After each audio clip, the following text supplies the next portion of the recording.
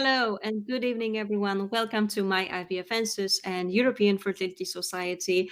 I'm very excited to be here with all of you tonight. I hope that you will save some time. I think it will take more or less 1 hour, and we'll listen to what Sheila has prepared for you. And as you can see, Sheila is with us already. Hello, Sheila. How are you? It's great to have you back for sure. Hi, Caroline. Thank you for having me back. And it's great to see you as well. Thank you so much indeed. If you don't know yet, Sheila Lamb, she's the author of the Fertility book series, and she's also mom, and she's here to simply share her story. She also has been struggling with infertility, and we are very excited that we were able to invite Sheila as a host. She was our host before, and now today she will simply share her story. And we are happy that you are here with us. I'm sure it's going to be inspiring. I'm sure that it will be also helpful. So just to briefly tell you, we will start as always with the presentation. Sheila will simply walk you through her own journey. And afterwards, there will be time for your questions, comments, anything that you would like to share tonight. Remember, it's anonymous, so you can go ahead, type anything in the chat section. And I'm sure Sheila will be happy to give you some advice, perhaps just say a few encouraging words. I'm sure she'll be happy to do so. So don't hesitate. This is your time, and we'll be happy to help you out in any way we can, right? So remember, this is recorded, and as I mentioned, we will start with the presentation.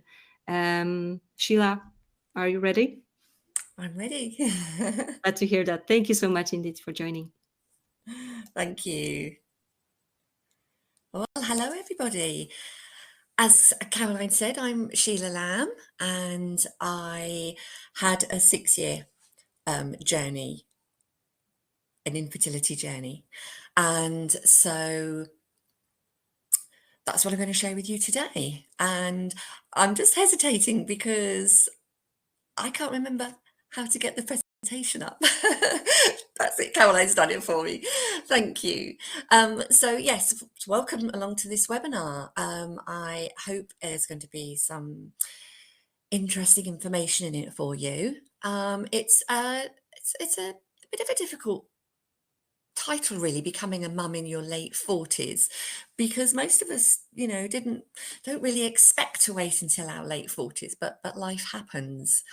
And that's what I'm going to share with you. Not too much about my life before infertility, but how I got to becoming a mum, some of the things I went through, which some of you may have experienced already. So you might be able to relate to that.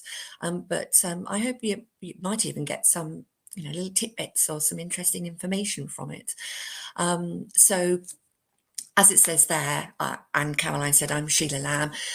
Following my infertility journey, like a lot of people, I actually wanted to give back to those who were following behind me with their own infertility journey. And as a child, I was an absolute bookworm, and I just loved reading, and I just loved writing. And I published one book, my fertility book, which is a glossary of terms, and I self-published that, and I really enjoyed the experience, and I wondered how I could help further. And I actually joined Instagram and saw that people were sharing their stories, and that was how my This Is series of books came about. Each book is about a specific topic on a lot of people's infertility journey.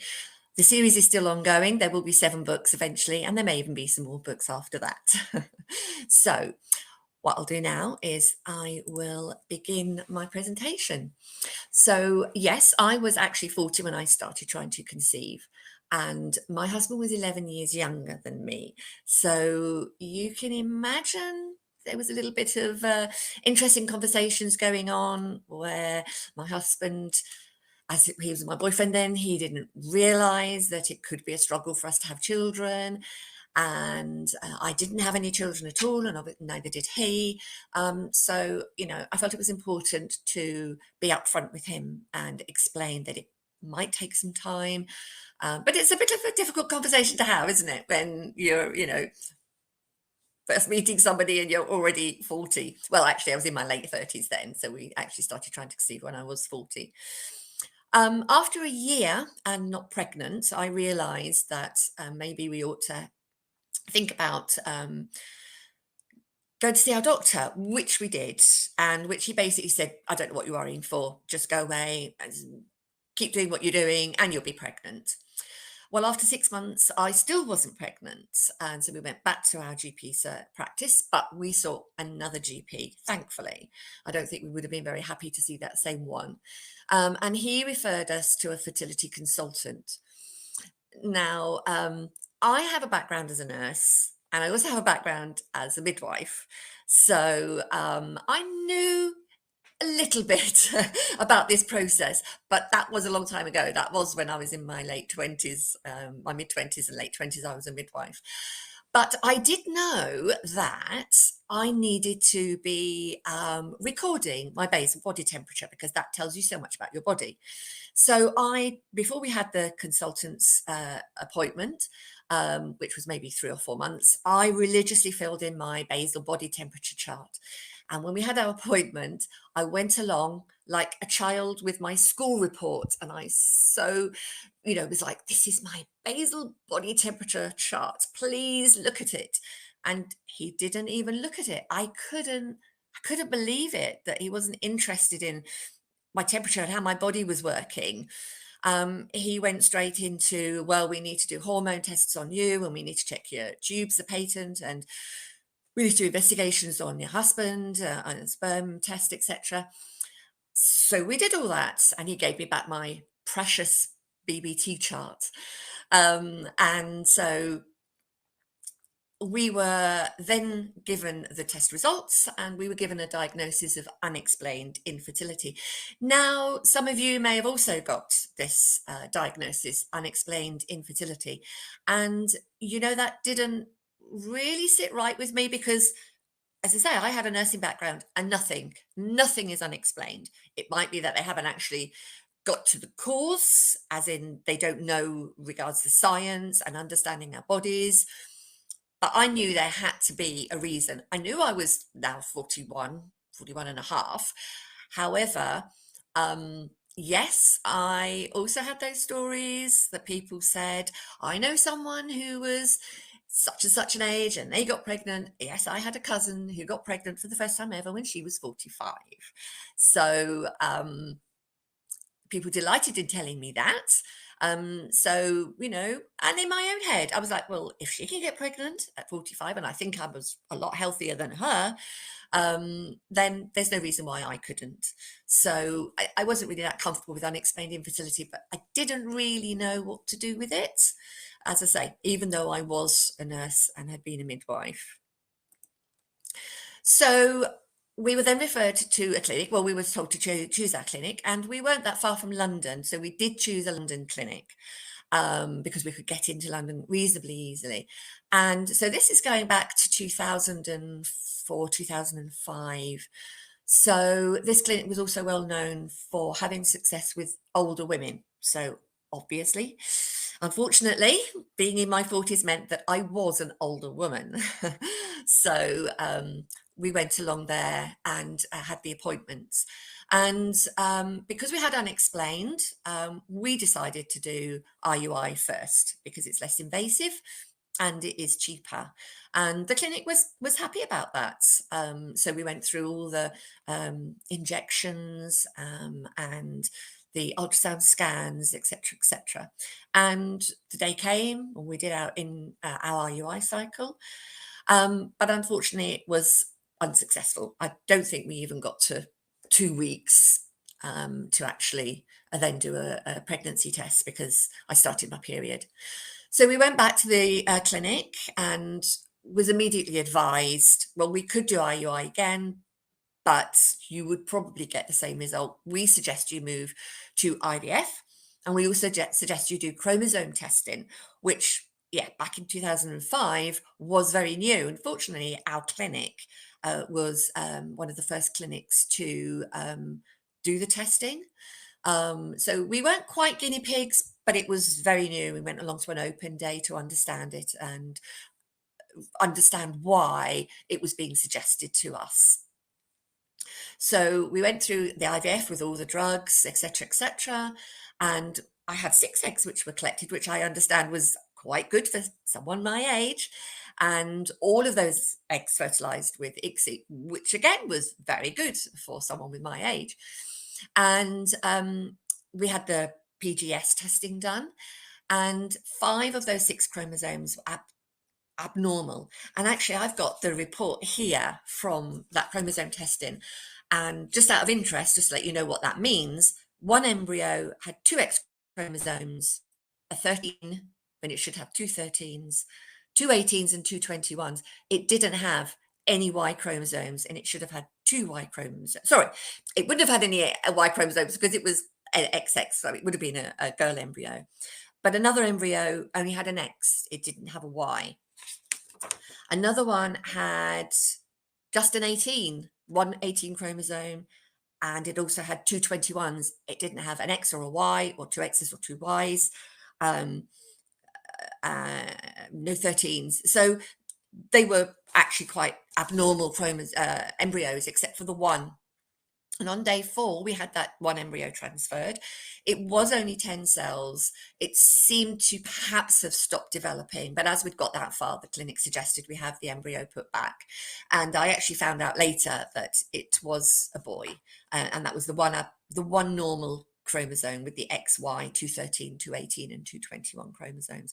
I believe PGS testing is now loads of different testings, and it tests different chromosomes, but that was how it was then. So yes, unfortunately, it was an unsuccessful cycle. Again, I don't even think I got to testing with the pregnancy test. I certainly didn't go to hospital and have a blood test. And so when we went back to the clinic, we were advised that those embryos were pretty typical of a woman in her 40s, and that our London clinic suggested donor eggs. Well, we weren't really ready to hear about donor eggs. I was only 41.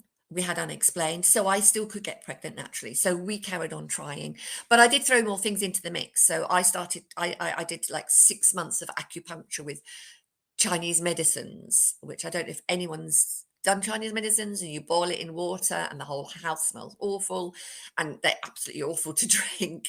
But as you know as well as I do, we do anything to make this work naturally. We ate more organic foods.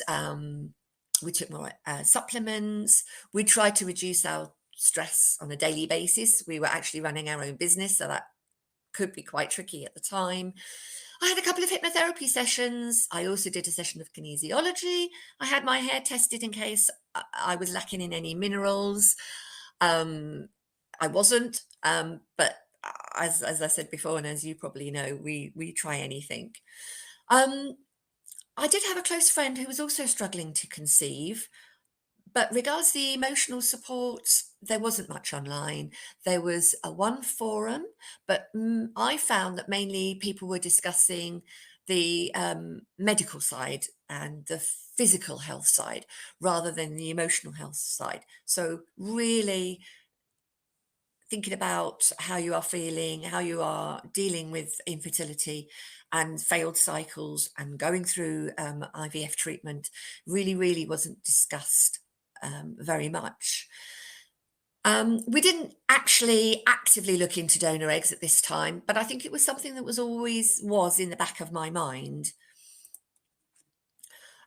So in April of 2009, I was now 45. So time was getting on, and we realized this. And we actually had a consultation with a very well-known fertility specialist expert in the UK called Zita West. Some of you may know her. I did have my vitamin D levels tested, and they were very low. So I started taking vitamin D. But she was also very much of the opinion that maybe we really ought to start thinking about egg donation if we wanted to be parents. And we wanted to be parents through me getting pregnant. We didn't know anyone who'd gone through egg donation. And again, nobody was really talking about it. We did know that in the UK, which obviously is where we live, that if we had a child through egg donation, when that child reached 18, they could contact the donor. The clinic would have the last known address of the donor, but the donor didn't actually have to reciprocate. And if any child got in touch with them, they didn't have to then, keep in touch with that child if they didn't want to. My husband actually had a preference that we didn't go down that route. We actually used an anonymous donor. Personally, I don't know why, but I didn't actually mind either way. At that point, it didn't worry me that if we had a child, they would want to contact the donor, because I always knew that I would be that child's mum. But because my husband did have a preference for anonymous, and that is quite difficult when maybe you're not on quite the same hymn book. If one of you has stronger feelings towards a way of carrying on with this journey, that can be quite a difficult conversation to have. But again, at our appointment with Zita, she did speak about egg donation in Spain. It wasn't very far for us to travel, obviously, and it was quite cheap at the time. And of course, we were aware that the donors were anonymous over there. So we just carried on bumbling along for a few more months, still not able to make that decision, still hopeful that I'd fall pregnant naturally. But funnily enough, and sometimes I think the universe, whatever you like to call it, works in mysterious ways. I happened to be reading an article in a paper, magazine, whatever, and it was an interview with a nurse at a Spanish clinic about egg donation. And that nurse at that clinic was English. Now, typically, we didn't speak any Spanish. And so when we realized there was an English nurse at the clinic, that again felt right to us. It felt like this was how we were supposed to go, how we were supposed to get to become parents. So we contacted the clinic and had an appointment, etc., did all the chat about what was involved. And obviously we knew how IVF works, although I wouldn't be stimulated, the donor would be stimulated. So after that appointment, we were matched with an anonymous donor. If you don't know much about I can't even say anonymity. At that time, all we knew was the donor's hair and eye color, and they do try and match that with me. So also sort of weight and height, the age, obviously we knew of the donor, and also what her job was and what her interests were. I can't quite remember, but it may have been that we knew that she did already have a child. I really can't remember if that information was available or not, but something makes me think it was. So we agreed to go with this donor. The whole process started. I had scans here in the UK, and the information was sent across to the clinic. And in November of 2009, we went over to the clinic. It was in Marbella, and we got the call to say eggs had been collected, how many had fertilized, and then we got the call on day 2 to go in and have 2 embryos transferred. So we went in, we saw the embryos on the screen, and in all honesty, I was already in love with those embryos. They were already my baby. Even though it wasn't my egg, I still felt very invested in them. Yeah, they were just totally my babies already.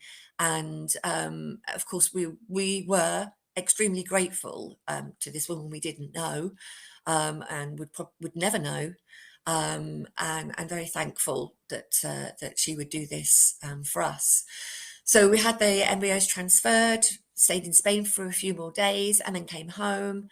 And 2 weeks later, I had the blood test at the hospital, my local hospital, and that was the first ever big fat positive pregnancy results positive test I'd got, and we were absolutely over the moon. We we couldn't believe it. It was surreal. It was incredible. And we were in shock that it actually happened. We had booked a scan at roughly 6.5 weeks. And when we went through that scan, in fact, it was probably about 6 weeks, actually, maybe just late 5 weeks. Couldn't really see much, and she thought that I was having a miscarriage. And unfortunately, it did end up in an early miscarriage. And to say we were devastated is an understatement, because we couldn't understand why. We'd used younger eggs, eggs from a younger woman. The problem was that my eggs were old, so this shouldn't have happened. We just couldn't get our heads around it, and I'm sure many of you can relate to that as well. So I think I kind of kicked in with my medical background, and I immediately started searching implantation failure and miscarriage. And through the wonders of Google, etc., I came across a book called Is Your Body Baby Friendly? I don't know if any of you have ever heard of this book by Dr. Alan Beer, but it was, as you can see, I've got post-it notes and there's lots of highlights. It just became my Bible. And what I learnt in there, I firmly believed, but I know there are very different thoughts on what Alan Beer talks about. He talks about natural killer cells. He talks about thrombophilia, which is like blood clotting. He talks about factor V lead and immune issues. But to me personally, it made sense, because we'd used the eggs from a younger woman, and I'd got pregnant. And I should say that actually for that cycle, I was taking baby aspirin, because I had to go on the pill beforehand to be brought in line with the donor. And I was worried at 45 to get in blood clots. They said I take baby aspirin. So to me, it kind of meant that I'd taken aspirin. So maybe if I did have blood clotting issues, the aspirin hadn't been enough to support a pregnancy. So I carried on researching, and I came across a miscarriage consultant in the UK, who agreed that we could do some blood tests. We just did the basic ones because we were paying for all of this. We didn't have any help from the NHS because I was over 40. And I did the very basic ones, again, thrombophilia, the natural killer cells, and the factor V lead. And then they all came back normal. And I was just desperate that they would come back with issues. But they didn't. They all came back normal. But he suggested that I do the drug protocol anyway if we were going to do another donor egg cycle. Talking to our clinic, they just suggested a scan of my uterus, which I had done, and it didn't show any abnormalities. So to me, the drugs sounded like the likely treatment to take with our next cycle, and the clinic was happy with the consultant's advice. So that drug protocol was baby aspirin again, an blood thinning injection, which was called Clexane at the time. It might be different now. And a steroid called prednisolone. The only side effect of the steroid could be that the baby could have a cleft palate, hair lip. But again, that can happen even if you're not taking the steroid. So we went back to our clinic, and we found a new donor. The only reason really for a new donor was because it was only a few months later. And it would have been too soon for the other donor to have cycled again and produced some eggs. So we were with a different donor, again, same information that we were given. We did that cycle in April 2010 when I was now 46. I turned 46 in the January. And again, we had 2 embryos. And again, they were transferred on day 2. I had acupuncture before and acupuncture afterwards. And I was now taking the extra eggs. And again, I just felt so much love for those embryos. And in fact, I remember the nurse saying that out of the 2 embryos, she said, one is jumping up and down. It's waving its arms saying, pick me. And I bet it's a girl. We hadn't had, obviously, PG testing because the donor was much younger. So that's what she said to us. So we had a little bit more of a holiday, if you like, in Spain, came back home, and 2 weeks and 1 day. So like I don't test. I'm not one of those serial testers. I never was. I just couldn't bear to do the tests. But I'd actually misunderstood my clinic, and I actually went to the hospital a day after 2 weeks. They were all waiting in the clinic for me to call, and I hadn't even been to the clinic. So I went and had my blood test, rang up the GP. He gave us the results, and it again was big fat positive. And the HCG level, the human chorionic gonadotrophin hormone, was 487. In my last pregnancy, when I miscarried, it was 27, something like that. So it was very low at that point, but this one was 487. So us and the clinic were absolutely delirious with excitement and happiness. So it worked. And I carried on with that pregnancy. Yes, I was extremely worried that I would miscarry again, that I would lose the baby. And I don't know whether it was worse or not, but I didn't actually have any pregnancy symptoms. So I knew that being in my mid-40s now, I should have every problem going.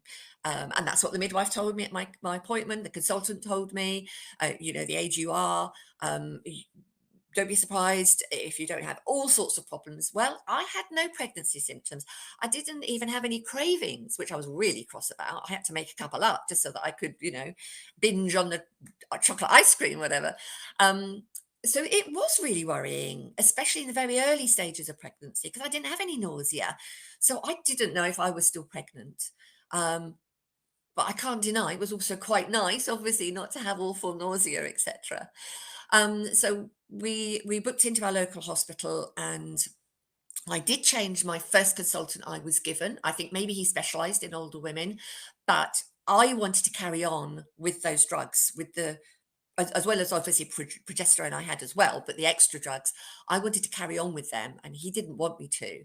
So I changed consultants, and I said that I wanted to carry on.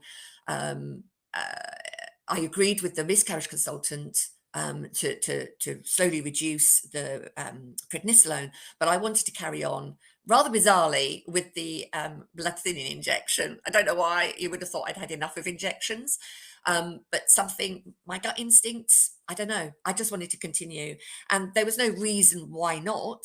And my consultant, the obstetrician, was happy about that. So yeah, I had no medical issues during my pregnancy. I did have diastasis, I can't say it, you can see it there on the screen, separated abdominal muscles, which isn't uncommon. It happened to a girl I got friends with, and she was 10 years younger than me. And I had a little bit of swelling on my fingers, but my blood pressure was fine. I was so well. And you know what? I spoke to a nutritionist many years later and was saying this. And I said, I think I was so well in my pregnancy because I'd had 6 years of thinking about what I was eating, what I was drinking, and taking care of myself physically. So I think that's why, personally, I just sailed through that pregnancy. I felt very well. I looked very well. In fact, people didn't even know I was pregnant. I didn't put on much weight. So I was totally not a geriatric pregnancy, if you've come across that term, which is a very archaic term. And in actual fact, I was a midwife, as I say, when I was in my late 20s. And we used that term then.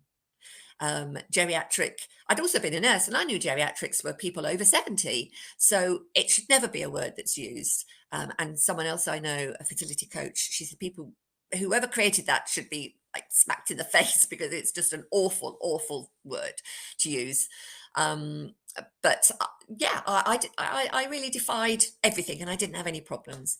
I did stop the Clexane injections at 34 weeks because I felt that if the baby came then they would be fine. We didn't find out the sex of the baby because nothing had been a surprise. We knew exactly when the implantation more or less happened. We knew all those things. So I said, please just not find out sex of the baby, because at least that's going to give us something to really be excited about on the day.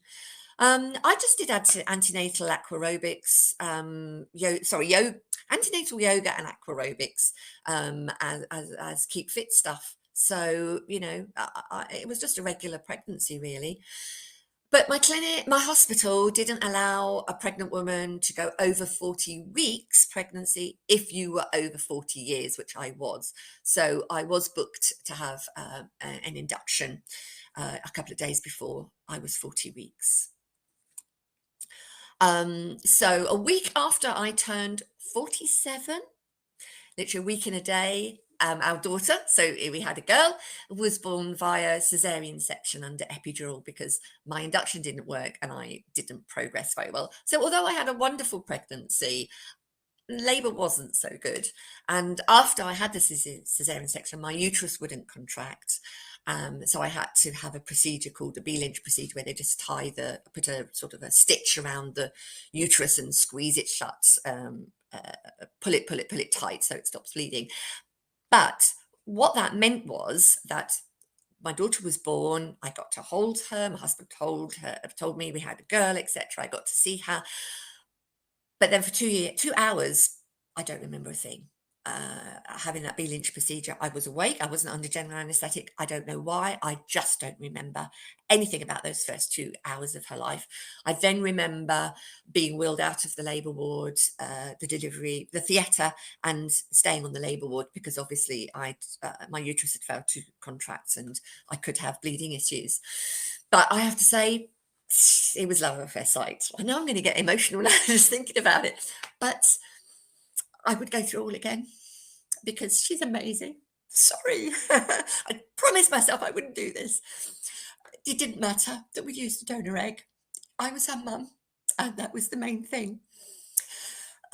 So, sorry, being a mum, it was harder though, I'll admit. I don't know whether it was because I was older that I was more tired than a younger mum. Who knows? If I'd had it when I was 20, I still may have been really tired. And the recovery from the C-section was quite slow. And I now know that I had postnatal depression, but I didn't seek any help because I didn't know then. Because, how could I be depressed that I had this baby?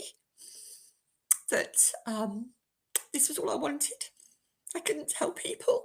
Sorry, I'm being so honest with you because I don't want anyone else to feel that they can't seek help from other people, because you're not ungrateful if it's a struggle. I was anxious a lot of the time. I often dreamt that something bad would happen to her. And I know now that that's common after going through infertility and going through miscarriage and the loss of perhaps having a biological child. I don't know, although that was never really an issue for me. I didn't know if I was grieving that or not. I wanted to be a mum, and this was the way of being a mum. And I wanted to do everything for her, possibly because of what we'd been through, and I felt like a failure if I had to ask for help. So again, I'm sharing this because I don't want you to think that you can't ask for help, because just because you've been through infertility and it's been a struggle and it may have taken you many years to get pregnant, you're now a regular mum. And regular mums go through postnatal depression. So, just because you've been through infertility, it doesn't mean to say you're not going to go through postnatal depression either. I hope you don't. I really hope you don't. So,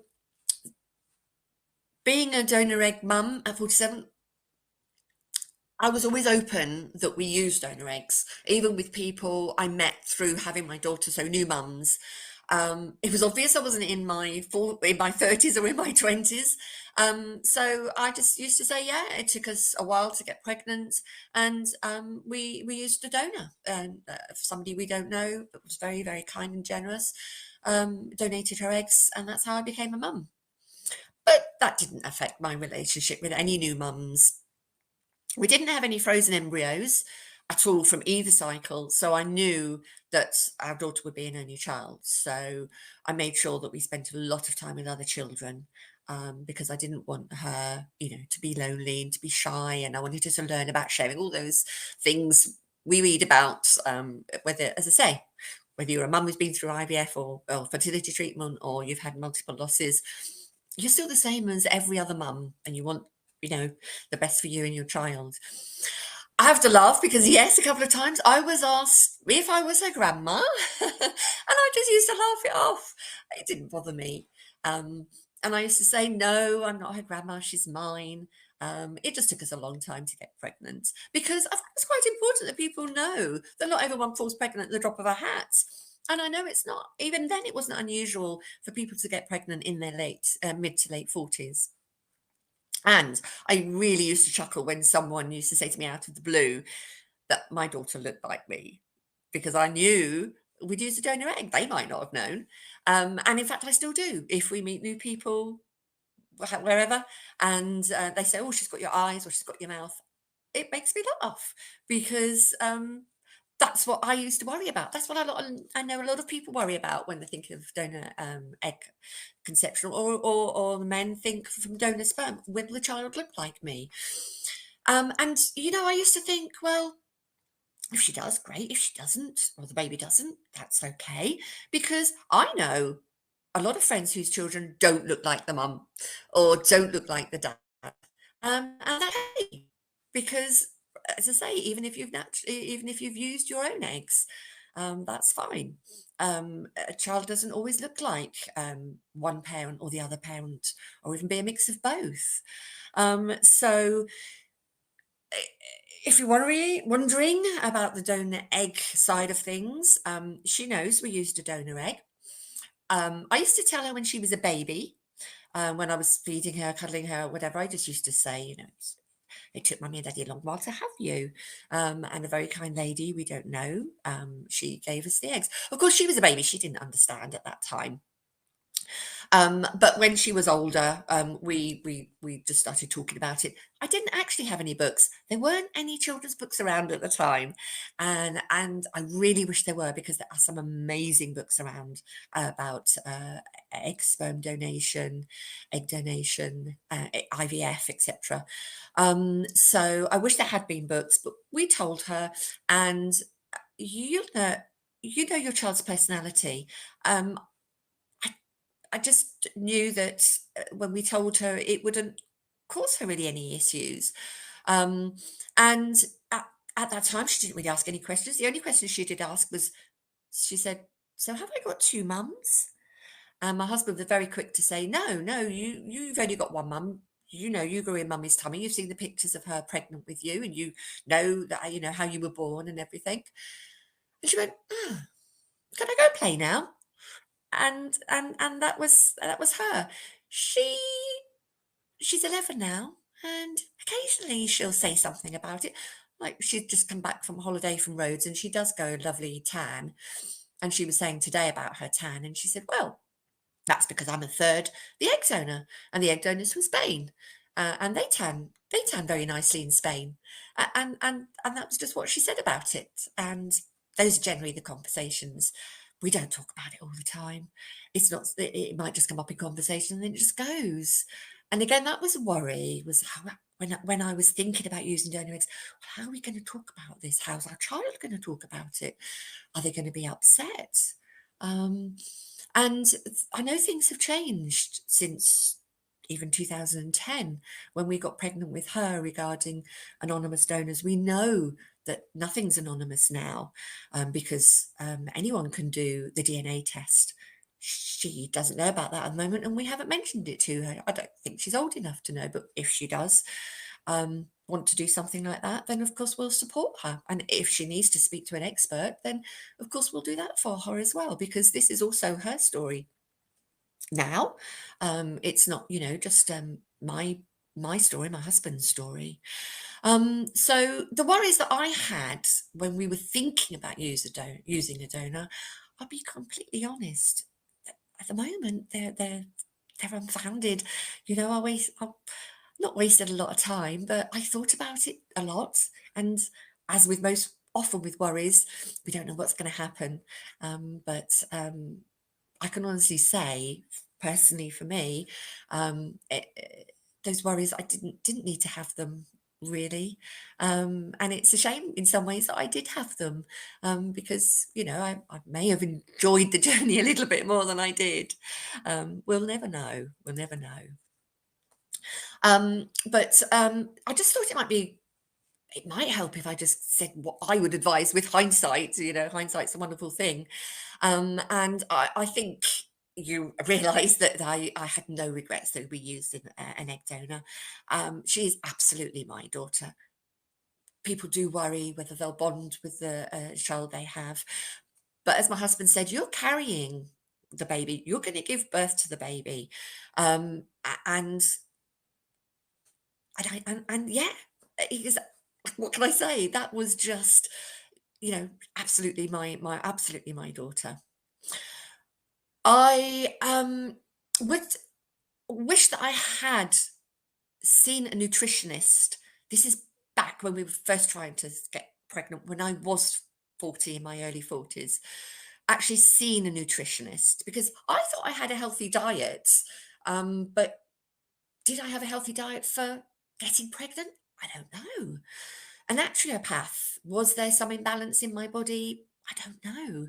A fertility coach, a therapist, I definitely wish I had done before trying, and definitely after a year of trying, because I really do believe you can get pregnant in your mid-40s naturally. I know people who have, and I have no regrets how our journey happened. But if you're at the beginning of your journey, then that's what I would do now. And also, I've always thought, over the years, I've always thought, and still being involved in supporting people trying to conceive, I've always thought, it takes 3 months for sperm to, sort of become mature. And so a man can really change what's happening with his sperm in those 3 months. But also, I think, before my GP passed this on to a fertility consultant, I wish he'd said, right, see this nutritionist, speak to a fertility coach. I don't know if there is actually fertility coaches around then. That's quite a new concept, but there were certainly therapists around who I think would have been, useful to have spoken to, who specialised in infertility. And certainly after my miscarriage, if you've experienced miscarriage or miscarriages, I'm so sorry that you too have experienced that. And yes, because mine was dealt with outside of a hospital. The clinic was in Spain, so we weren't even at a UK clinic. I had no support after the miscarriage, and I didn't know where to turn for help. And again, years after my daughter was born, I was diagnosed with having PTSD. So I didn't know that was a thing that someone could have because of having a miscarriage. And I didn't know 11 years ago that the trauma of infertility and loss stays with you and is still with me, as you can tell. What I would also advise is take lots of bump photos when you're pregnant. Take each day as it comes and take those photos. If you never look at them again, if unfortunately you lose that pregnancy, it is a reminder that your body can carry a baby, whether they're professional photos or otherwise. I have very few photos of me, but we did have professional photos done, and I was really pleased in the very later stages of pregnancy. I was so glad we had those. I didn't have a baby shower. If you want a baby shower, have a baby shower. And do take each day as it comes, but really try to enjoy your being pregnant. It's a different pregnancy if you have experienced pregnancy loss, and the outcome is quite likely to be different. I know that's really easy for me to say, and I don't say it lightly, but if people had said that to me, then I might have enjoyed. I did enjoy my pregnancy, but I might have enjoyed it a little bit more. One thing I will say, and you might not want to know this or hear this, but I think it's important, is if you are in your 40s, you are nearing the menopause. And if you're in your late 40s, you're much nearer the menopause.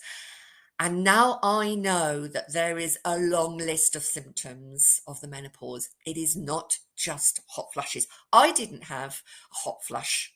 I think I had about 5 in my whole life. But I now know that there are many other symptoms. I think there's about 38 in all, because when you go through menopause, your estrogen levels just drop. And estrogen is responsible for every single system, every single organ in your body. So if all of a sudden you've just lost an important hormone, things in your body are not going to work as they should do. For example, I had brain fog. I put it down to being tired because I had a baby, I had a toddler, I had a young child.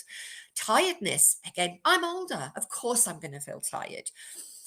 Lack of joy, postnatal depression, who knows, but also a lack of confidence in myself.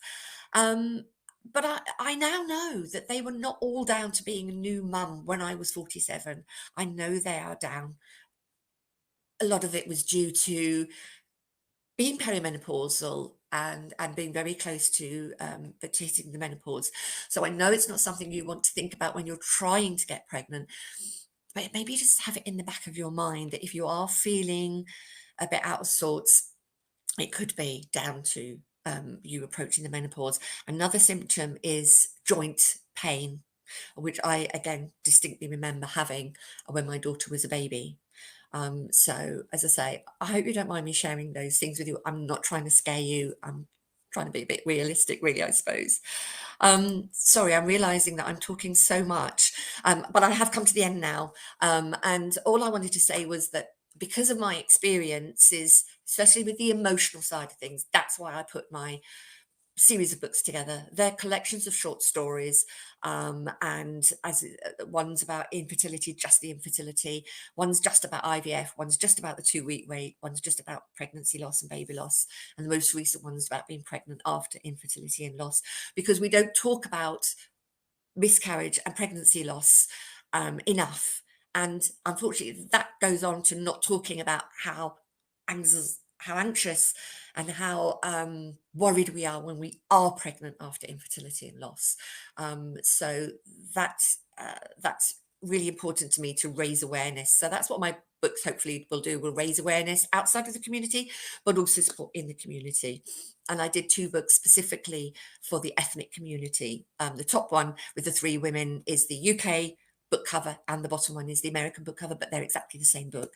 Lots and lots of ethnic women sharing their stories, everything from trying to conceive and the struggle, all the way through to stillbirth, being child-free after infertility, and surrogacy. So they're my books. That's what I do, and that's what I'm very passionate about. And I'm sorry I've spoken for so long. Caroline, come back. Stop me talking. We don't mind at all. Thank you so, so much, Sheila. Thank you for sharing this amazing story, a happy ending story, of course, as well. And thank you so much, because I think it's definitely inspiring for everyone.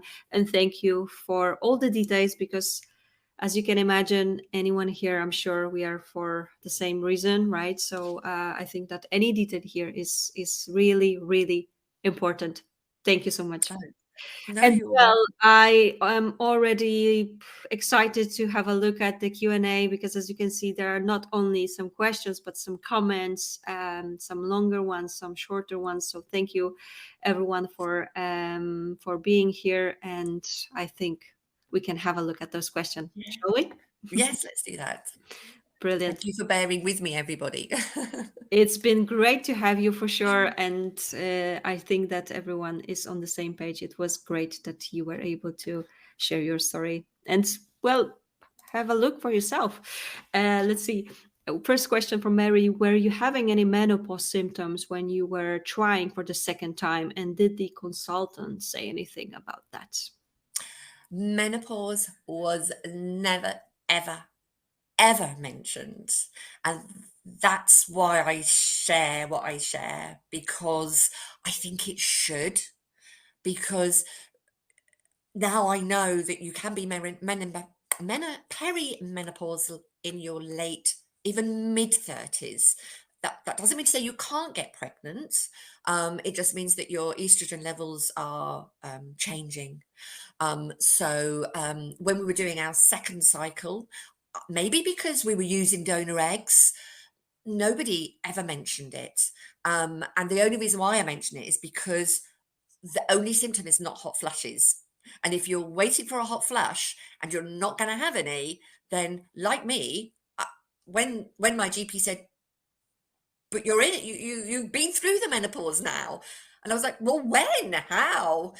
And then it's only now actually that I look into more about the menopause. And like a lot of people, I was very worried to go on HRT, human replacement therapy, but I am on HRT. It doesn't matter that I've done infertility treatment. It's not more dangerous for me to go on HRT. And whereas I talk about infertility a lot and miscarriage a lot, I now talk about menopause a lot. There's nothing I won't talk about. But no, unfortunately, the consultant didn't say anything. And I think it definitely should be something that is on their radar. Okay. Thank you so much for the very first Mary. question, Mary, and thank you for sharing, Sheila. Before we go ahead with the next question, I believe you can see it, but I need you to see that there are so many comments saying thanks. Thank you so much for sharing so openly. You're welcome, Jo. Thank you for being so honest with us. I really appreciate the information that you shared. You're I welcome. just would like you to see that I'm not the only one who find this very, very interesting, and we are appreciated that you were able to be here with us and share your story for sure. Okay, You're thank you welcome, so Jo. much. Okay, let's have a look at the next question as well from Ella.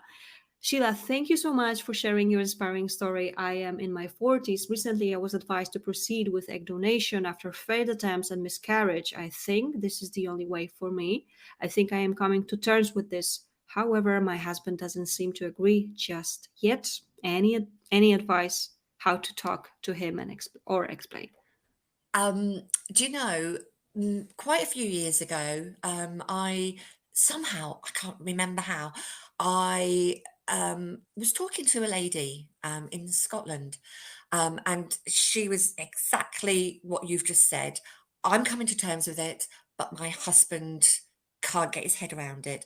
And his problem, she told me, was that he wanted their child to be part of her. He wanted them to, be biologically her child. And that was what he couldn't get past. And so I remember talking to her about, so as I say, it was more his problem, just as you're saying, Ella, than her issue with it.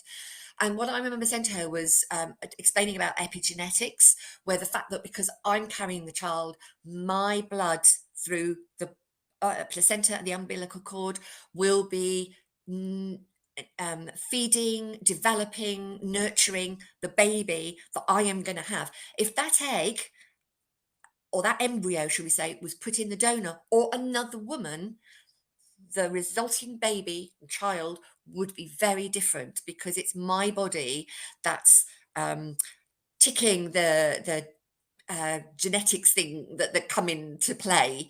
I'm not saying it'll change the eye color, but lots of other different parts what make us us.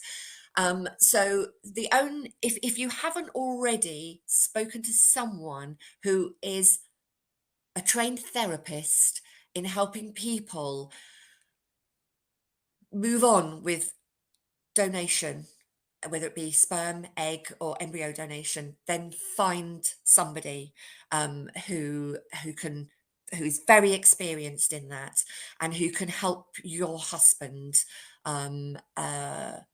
see, or for him to explore his concerns as to why he can't move on with it yet. And it took me and my husband 3 years, over 3 years. It is not something that happens overnight usually. So, we had a long time to think about it. But I would definitely say seek out someone who is an expert an expert in the donation side, and also maybe try and get him to listen to webinars, or if anyone's doing any Instagram lives, if you're on Instagram, I'm sure Caroline can certainly point you in the direction of some useful webinars, but maybe Definitely. he's not, because I think sometimes the men don't always do as much research as us women. Let's True. see it. And I think that I find it very interesting that there are some men that we also had webinars with where they are actually explaining things from their side, their men side, Fantastic. and that might be also helpful. So Absolutely. thank you so much, Ella. We hope Good that luck, that Ella. was helpful, and definitely best of luck with that as well. Brilliant. Thank you so much. Okay, and next question is a bit of a longer one. Let's have a look, okay? From Christina. Hi, Sheila. Amazing story. Thank you for sharing this. Congratulations on your daughter. I'm 42. My partner is 37. Like you, we haven't been able to conceive naturally. We started IVF last year. We have 9 frozen embryos. They are day 3 embryos. We don't know if they are normal. We don't know even know if they get to day 5. I am thinking whether we should continue with embryo banking or just proceed with the transfer. If this doesn't work, obviously we will go for donor eggs. I just worry that my eggs after 40 are mostly abnormal and the chance is really low and I am just wasting time. My partner is really open to options. Oh, Christine, I'm sorry you've been through all of this. And I never got to that position really of freezing embryos. So I haven't got experience of that. I'm not medically trained. I just always go on instinct, and I think that's always a good thing to do. And as I say, I read that book, Is Your Body Baby Friendly? And I also saw The Miscarriage Consultant. I don't know, Christina, where you are. In the UK, when we had the HFEA, they're not on board with the NK cells and the immunology, etc. But I think that should be down to your personal feelings and what you want to do. I'm not really up to date with a lot of the advances in fertility treatment that they do nowadays. I know they can test your implantation window, so that might be something you want to look into if you want to do some cycles with your frozen embryos, where they can tell a little bit more precisely what your endometrium is doing, because you do need good quality eggs, but you also need an endometrium womb lining that is open to receiving an embryo and for that embryo to implant. So that might be something you want to consider. So I'm just reading over, I'm thinking whether we should continue with embryo banking. I can't tell you the whole answer for that. Personally, you've got 9 frozen embryos. I know they were obviously frozen before you were 42. And I do believe that, as I said before, you can get pregnant. My cousin did at 45. She wasn't that healthy. She smoked, she drank. I didn't do any of those things, and she got pregnant at 45. So it can happen. Again, maybe speak to a nutritionist, somebody who knows a little bit more about egg health, because we do know that the quality does drop off. That is known. However, again, it takes a bit of research, and it can take some time to find someone who might be able to help you regarding the sort of getting your body into the best place it can be if you are going to decide to do the frozen embryos. Again, I can't say for sure, but if I had 9 embryos, I think I would go down that route, because, as you've said, you are both open to having to perhaps do egg donor, but you may not, because you've got nine embryos. And I think if they're frozen, I don't know if they can test them after they've been frozen. Sorry, as I say, I'm not medical, but that might be something you want to find out, if they can do the chromosome testing. But I think they'd have to thaw them, unfreeze them. So it's possible that they couldn't do that. But I don't know if I've really helped you at all.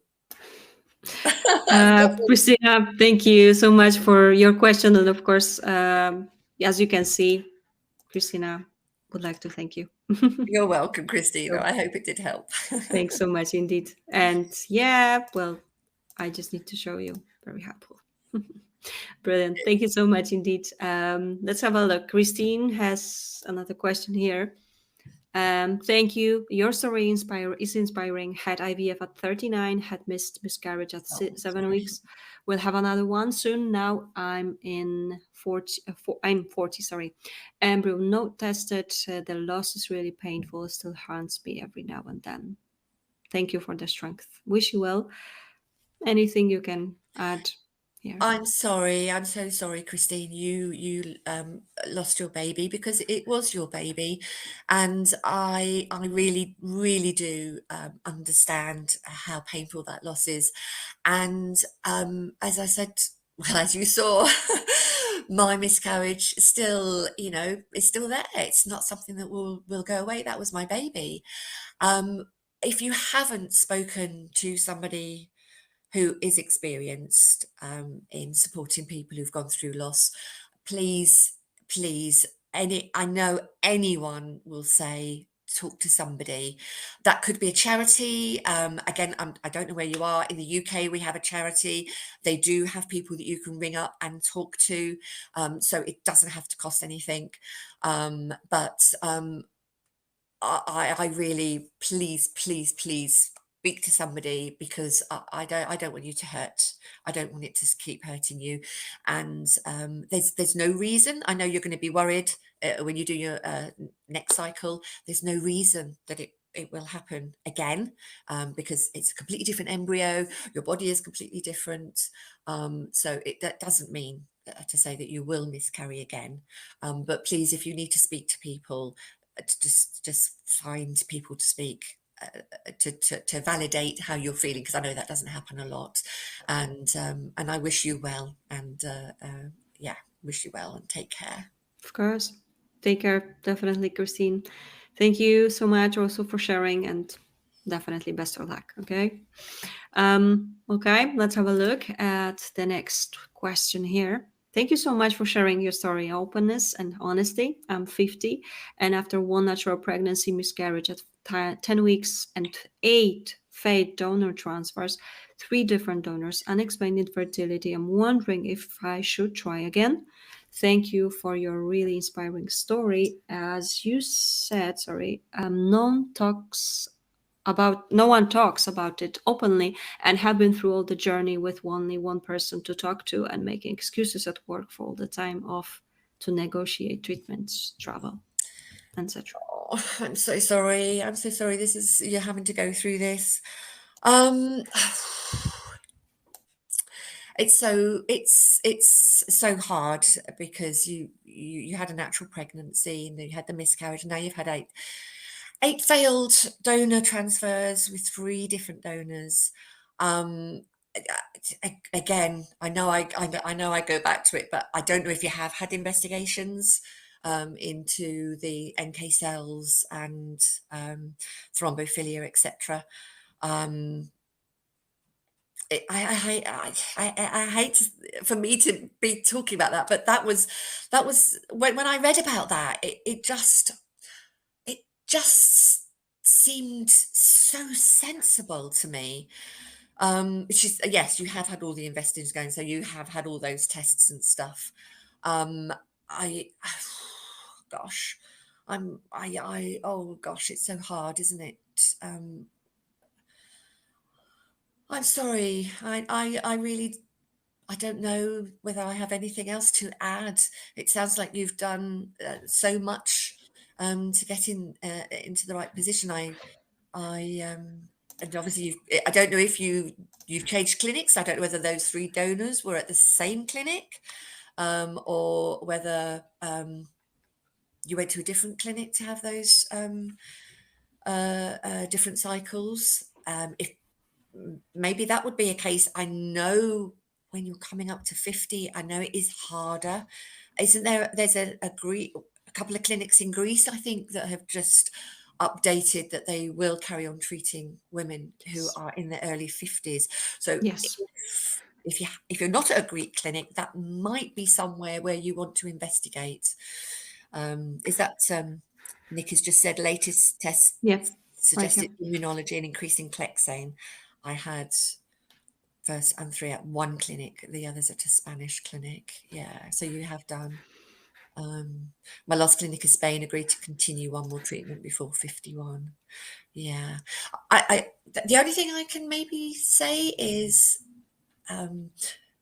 again, speak to maybe a therapist who's experienced in.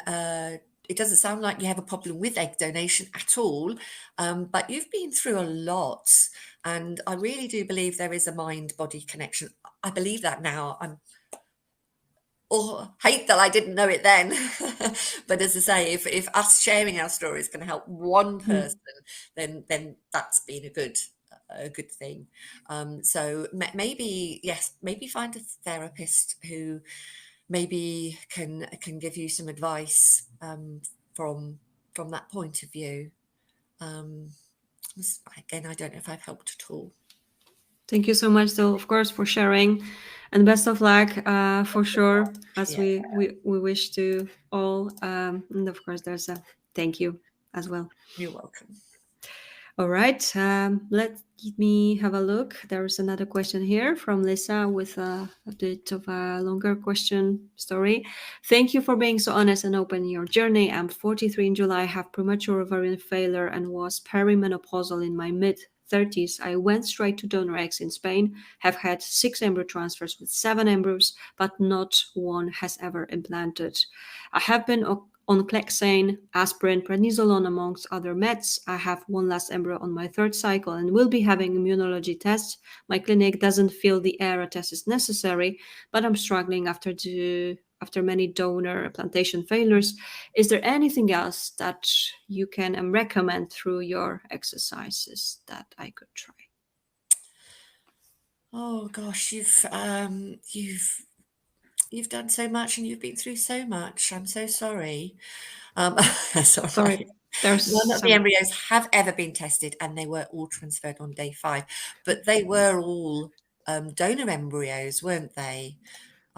So straight to donor eggs in Spain and had Yeah, 6 embryos. So often, it's not suggested because the donors are a lot younger. It isn't suggested that they are tested.